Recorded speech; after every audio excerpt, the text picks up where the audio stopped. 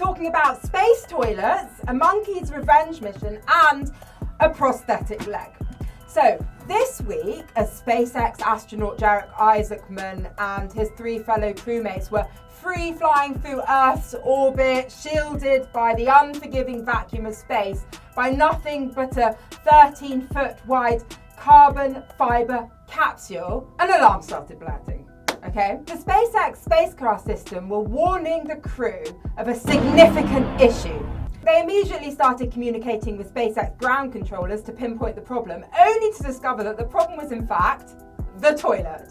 Yeah, astronauts need to poo too, guys, and it's not quite as easy to do that when there is literally no gravity. I mean, we are very fortunate that we can sit on the toilet down here on Earth and not have to worry about the contents we leave behind floating around in the room. I mean, it's literally just a matter of aim, right? So I'm really thankful for that. I mean, my life is busy enough without having to chase poo around the room with a net, you know, like it's a butterfly. The problem in space is that with no feeling of gravity, that there's no guarantee that it's going to come out where it's supposed to. And to solve this problem, space toilets have fans inside them, which are used to create suction, right? So on the SpaceX capsule, the fans were experiencing technical difficulties, which in turn tripped the alarm and the panic, okay? Now, I'm no astrophysicist, but I feel like there is a very simple solution to this issue that doesn't involve alarm. I mean, just get them to all wear nappies. You can even call them space nappies if you want to make it sound a little cooler. Okay, now, it's not every day that you listen to a story of revenge that's this weird.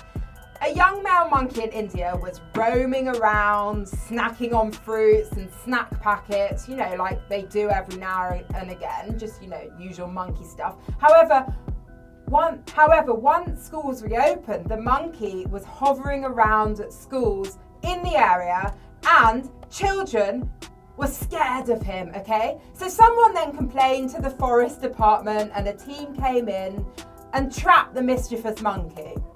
Okay, so after chasing the monkey for over 3 hours by a group of more than 30 people, the monkey was finally trapped, okay? And they took it to a forest around 22 kilometers away and released it into the wild. Like, that should have been the end of that. But then a week later, the monkey had returned by cleverly jumping into a truck and then jumping off into the village where they dropped him. I mean, that's literally a revenge story. That should have been it, right? But a week later, the monkey had returned by cleverly hopping into a truck and jumping off it in the village he'd started in. He was looking for revenge. They had to capture the monkey and take it even further away before releasing it. They're hoping this time it's far enough away, but to me, it just feels like a Tarantino revenge movie waiting to happen. I mean, I'm with the monkey on this. I mean, all he's doing is eating snacks, walking around. I mean, that's all any of us want to do in life, isn't it? I mean, if I was kidnapped and chucked into the forest 20 kilometers away, I'd come back for revenge too. Okay, an Oklahoma man was this week arrested for an armed robbery in which he took a prosthetic leg from the victims, police say. So according to police, the victim stated that Hooks came up to him with a large metal spike, took his backpack and then took his prosthetic leg. When the guilty man was reapprehended, they found him with the victim's leg strapped to his head. Police took the leg off his head and returned it to the victim. I don't even know what makes him do this. I mean, I understand robbery, you know, it's like I sort of understand taking a leg. I mean, if that's what you're going to do, I mean, if you're going to sell it, but I'm not sure that you're going to make decent money for them. I mean, do you sell a prosthetic leg? Where do you do that? Depop?